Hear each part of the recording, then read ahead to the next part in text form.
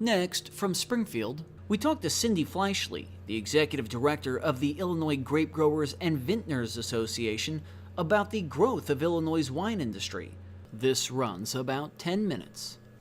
Cindi Fleischli, thanks for joining us again on the Illinois Channel. It's been about a year ago that we last spoke with you, and we wanted to get an update on one of the more fun industries, I think, in Illinois, which is the wineries. And let's give people a little review. Around 15 years ago or so, let's say, how many wineries were there in the state of Illinois, and how many are there now, just in approximate terms? I would say around 30, 15 years ago, and we have 108 now. So really an explosion in the number of wineries. And are those more or less equally distributed across the state, or is there one region where there's been a lot more growth? Well, I think the growth has been in the southern region, but there actually has been growth in the northern region and the central region. They are all over the state. And do we know why? I mean, what accounts for us all of a sudden over the last 12 years or so having this growth? I think the fact that the state invested the money, the Department of Agriculture and the Illinois Office of Tourism provided us with some assistance that enabled us to market. We were able to educate our wineries and our grape growers and provide assistance that kept and built businesses in Illinois. And so here we are today, and when you talk to the winery operators, I'm not sure if I'm using the right phraseology, but how's business going? I think business is going well. I think our wineries are marketing better, their product is better. With the investment the state made with the education, their product has gotten so much better in the last 15 years. We've got all kinds of award-winning wines, and this year we're excited to announce our Illinois Bicentennial wines. And what are the Vintners doing as part of their contribution to the Illinois Bicentennial? What they're doing is we asked all of our wineries to participate. We didn't want to leave anybody out. So we said there's a style of wine that can be grown and made throughout the state, from the north to the south. So no one's going to be excluded in this. It's a rosé. And with a rosé, you can blend, everyone can make it. And we gave them the opportunity to make it and to bottle it and have it ready for our February review of it. And we have 13 wineries that were selected. Their wines went through the quality assurance program, and they did beautifully. They're wonderful, great wines. And what the wineries are doing is, as they have events throughout the year, those events, they will fly the bicentennial flag at those events, literally fly the flag, and they will be celebrating the bicentennial at their events. So what they've been asked to do with the Illinois Bicentennial Commission is input their information on the Commission's website. They'll be marketed through the Bicentennial Commission and through us, through the Illinois Grape Growers and Vintners Alliance, and every one of their wines will be focused. That will be the focus. So. And maybe somebody ought to hold on to one for 100 years so they can have it at the tricentennial, That is correct. That is correct.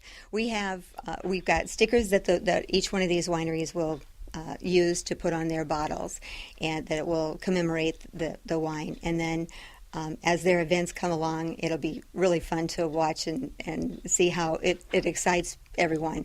We're doing the Vintage Illinois Wine Festival again this year up in Matheson State Park in Utica. And when will that be? September 15th and 16th. And during that, it's the Illinois Vintage Illinois Bicentennial Wine Festival, and we'll be flying the flag there as well. So we'll have people from the Bicentennial Commission there. We'll have different people that want to sell things from the Bicentennial. We will be celebrating it there as well. Now, Bicentennial aside, what is it that the Vintners Association does? I imagine your overall mission is to promote the wine industry in Illinois, I would guess. But what are some of the tasks you do, and how are you all funded? Well, we've been funded by the state in the past. However, now we've used our reserves, and we are working with doing events. We have upcoming. We've got our an Ottawa Wine Festival up in Ottawa. It's the Ottawa Two Rivers Wine Festival and Jazz. And then we have... And when is that going to be? It's June 1st and 2nd and 3rd. It's 3 days. It's a long festival. And then we have the Illinois State Fair that will be participating. This year we'll be in the exposition building. And then we have Vintage, and then we will have the Illinois Products Expo in the fall. I know in a previous conversation you said you also do classes. Are you still able to do that for people that maybe want to look at what it would take to get into the wine business? The Illinois Department of Agriculture allowed us, we wrote a grant for a specialty crop grant, and yes, we did get a small grant that is helping us through this whole rosé project and through the bicentennial rosé. So it's a two and a half year project, and so there are classes that are being given to the wineries and to people that are interested in participating or becoming one. And that gentleman is still working with us. And do you have any success stories or something to share? Just, I mean, how maybe has that, or some people that maybe opened up a winery and did well? We have had, I think I told you a little bit last year, but one of my most interesting stories is that we had two gentlemen that were laid off in the Quincy area, and they went to one of our classes that the state was holding at the time, and once they were laid off from the NAFTA assignment, that ended up, they had no job, they had nothing to do, so they took their retirement money and decided to build a winery. And that brought two businesses, kept two families and extended families in the state that wouldn't have been here without that support. And I can tell you, probably, I would venture to say 80% of our wineries it's that type of story. And among the 108, I think you said, wineries in this, there's really some very interesting ones. Many I've not seen, but I did just over the years gone down to see Blue Sky, which is very interesting. And more recently, we went to Walker's Bluff, which is a very interesting development, and that's been around, I guess, just for 5 years or something like that.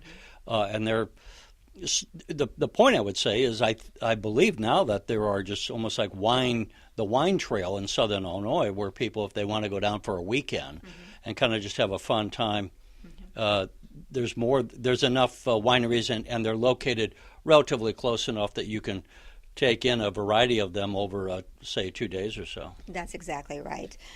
Beyond the Shawnee Hills Wine Trail, there are several wineries that do exist down there that are not part of that wine trail itself, but you can call it a wine trail as being Southern Illinois Wine Trail because it's big enough. You go to the north and you've got, I think I told you before, we've got August Hill, who's been an award winner numerous times. Galena Cellars this year in our wine competition, or 2017 wine competition, Galena Cellars won out of 9 wineries. They won 4 of them of the awards. They make fabulous wine. You've got Linford, that's beautiful up there. It's a bed and breakfast, and you've got Aquaviva that looks like the Sistine Chapel. It's just absolutely gorgeous. And I mean, I can keep going. I mean, there's just so. There was something I think you told me last year, about a year ago, when we did the interview, that there was a big festival. I think you had told me that goes on. I don't know if that was the Utica one, That's where the Utica there's one. just Yes. And that's something I hadn't heard of before. I mean, how many people roughly show up, and is it a one-day event or a multiple-day event? It's a 2-day event. The first day on Saturday, the 15th of September, will be the Rock and Roll Day, and we have 3 bands that will come in from 11 o'clock in the morning until 5 o'clock at night. And everyone brings their tent, their coolers, their dogs. Some people bring their dogs, and it looks like Woodstock. And there are 5,000 people that attend this thing. Wow. And then Sunday is it's more jazz and Motown music on Sunday, and that's from noon to 5. And if people want more information on these events as they happen, is that on your website? Yes. And what's the website? IllinoisWine.com. Right. All right. Well, Cynthia Fleischli, thank you. Thank you for the opportunity. I appreciate it very much, Terry.